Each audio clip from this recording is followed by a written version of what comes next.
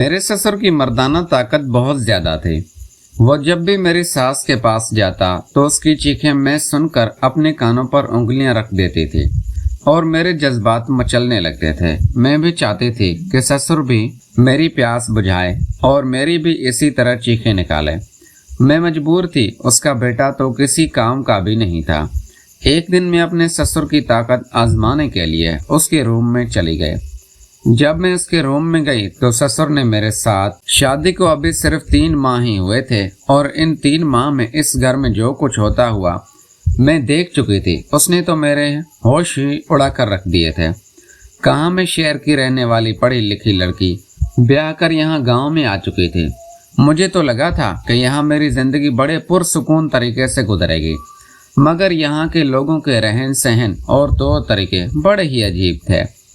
यहाँ तक तो बिल्कुल ठीक था, मगर मेरा ससुर, तौबा तौबा, उसे तो देखकर ही मेरा वजूद कांप जाया करता था। पूरे खानदान में इस जैसा मर्द शायद ही किसी ने देखा हो। मेरी सास तो अपने शोहर की दीवानी थी, उसका बस ना चलता मेरे ससुर को कमरे से बाहर कदम भी रखने दे। ये बांस जैसा लंबा कद और फिर पहलवान जैसे जिसामत। पहल तो ससुर को जब पहली मर्तबा देखा तो मुझे यही गुमान हुआ कि जिस कदर कसरती जिस्म मेरे ससुर का है, यकीनन पहलवानी करते होंगे। मगर मेरे शोहर का कहना था कि वो तो बस खेती बाड़ी करते हैं, उसके अलावा तो उनकी कोई मसरूफियात नहीं। शादी के 3 महीने तो बहुत आराम से गुजर गए थे, लेकिन जैसे जैसे वक्त गुजरता जा रहा था मेरा ससुर मेरी जिंदगी को अनजान करता जा रहा था। मैं ज्यादातर अपने कमरे में ही महदूद रहती थी, क्योंकि मुझे अपने ससुर का आमने सामने होना बहुत ज्यादा भूख लाने पर मजबूर कर देता था।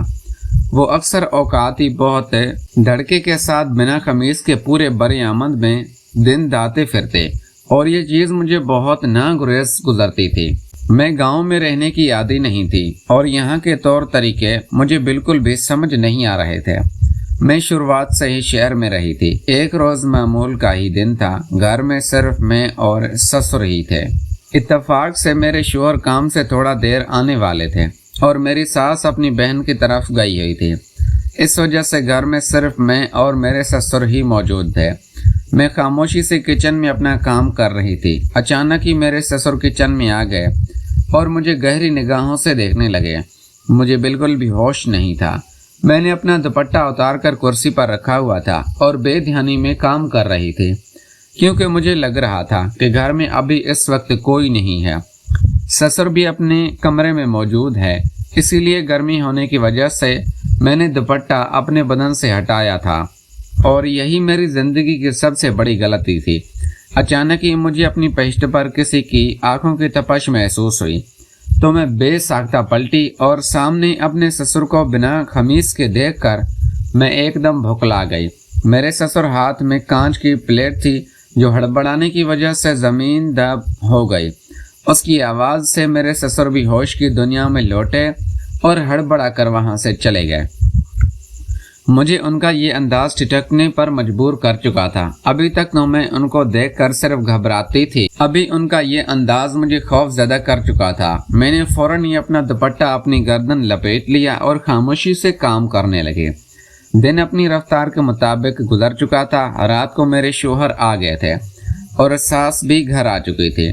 मैं अपने शोहर के साथ खाना खाने के बाद कमरे में आकर सो गई थी। रात की आधी पहर मुझे ऐसा महसूस हुआ जैसे मुझे कोई देख रहा हो। मैं अचानक ही हड़बड़ा कर उठी और अपने शोहर की जानिब देखा तो वो गहरी नींद सो रहे थे। मुझे अपना वहम महसूस हुआ और मैं वापस से करवट बदल कर सो गई, लेकिन अभी तक मुझे ऐसे लग रहा था कि कोई मुझे देख रहा हो। मैं उठकर बैठ गई और चारों जानिब निगाह घुमाने लगी। अचानक ही मेरी निगाह खिड़की के जानिब पड़ी और यह मंजर देखकर मेरे औसान खता हो गए कि मेरे ससुर आधी खिड़की खोलकर हमारे कमरे के अंदर झांक रहे थे और उनकी नज़रें मेरे वजूद पर ही थी। मैं खौफज़दा सी हो गई। जैसे मेरी नज़रें उनकी निगाहों से मिली तो वो फौरन ही खिड़की से हटकर घर के अंदर चले गए।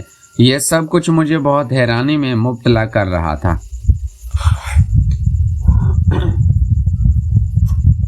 शादी के 3 महीने तो बहुत आराम से गुजर गए थे।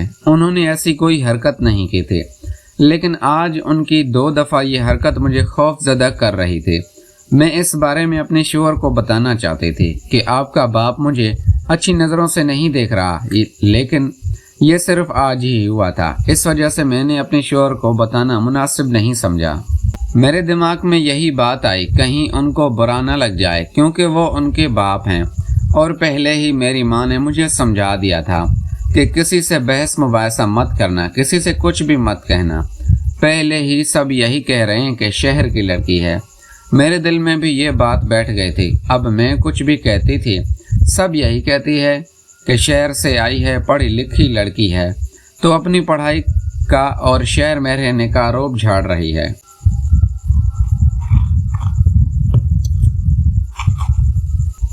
میں نے یہی سب باتیں سوچ کر ساری چیزوں کو پس پیشت ڈال دیا اور کھڑی اور دروازہ اچھے سے بند کر کے سو گئی۔ اگلی صبح جب میری آنکھ کھلی تو سبھی لوگ جاگے ہوئے تھے۔ میں بھی کچن میں داخل ہو گئی اور اپنے شوہر کے لیے ناشتہ بنانے لگی۔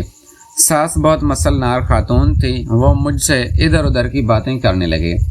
میرے دل میں یکدم ہی خیال آیا کیونکہ اس بارے میں اپنی ساس کو بتایا جائے، لیکن پھر میں نے سوچا کہ وہ سسر سے بہت زیادہ محبت کرتی ہے، اگر میری یہ بات اس کو بری لگی تو ہم دونوں کے معاملات بھی خراب ہو جائیں گے، اور میں گھر کا ماحول بھی خراب نہیں کرنا چاہتی تھی۔ اس وجہ سے میں نے خاموشی میں ہی عافیت جانی اور کام کرنے لگی۔ تھوڑی دیر بعد شوہر اور سسر بھی جاگ چکے تھے۔ ہم لوگوں نے ناشتہ وغیرہ لگایا اور ان کے پاس ہی بیٹھ گئی۔ میں اسی طریقے سے بیٹھی تھی کہ میرے شوہر اور سسر آمنے سامنے دسترخوان کے بیٹھے ہوئے تھے، اور میں ان کے بیچ والے حصے میں بیٹھی ہوئی تھی، اور میری ساس بھی میرے سامنے بیٹھی ہوئی تھی۔ دسترخوان چکور حصے میں لگا ہوا تھا۔ اچانک ہی بات کرتے کرتے میرے سسر نے میری راند پر ہاتھ رکھ دیا۔ ان کا ہاتھ لگنے سے میرے جسم میں کرنٹ سا دوڑ گیا تھا۔ میں فوراً ہی ان سے دور ہوئی اور اپنے شوہر کے قریب ہو کر بیٹھ گئی۔ وہ بالکل ایسے ہو گئے جیسے کوئی بات ہی نہ ہوئی ہو۔ میرے شوہر نے بھی مجھے آنکھیں دکھا کر نارمل رہنے کا اشارہ کیا کہ جب میری نگاہیں بے ساختہ میری ساس کی آنکھوں سے ملی، میں دیکھ سکتی تھی یہ منظر ان کی آنکھوں سے بھی منفی نہ رہ پایا تھا۔ ہم لوگ ایک دم سے چپ ہو گئے تھے۔ تھوڑی دیر میں خاموشی سے ناشتہ کیا اور وہ دونوں چلے گئے۔ اب مجھے اپنا آپ بالکل بھی محفوظ نہیں محسوس ہو رہا تھا، کیونکہ ایک عورت غیر مرد کی نظروں کو اپنی طرف اٹھتے ہوئے محسوس کر لیتی ہے کہ وہ کس طریقے کی نظریں ہیں۔ میں بھی محسوس کر چکی تھی کہ میرا سسر مجھ پر گندی نگاہیں رکھ رہا ہے۔ وقت گزرتا جا رہا تھا اور میرے سسر کی بدتمیزیاں مزید بڑھتی چلی جا رہی تھی۔ یہ سب کچھ بہت پریشان کر رہا تھا مجھے۔ بس اپنے شوہر اور ساس سے اس لیے اس بارے میں بات نہیں کر پا رہی تھی۔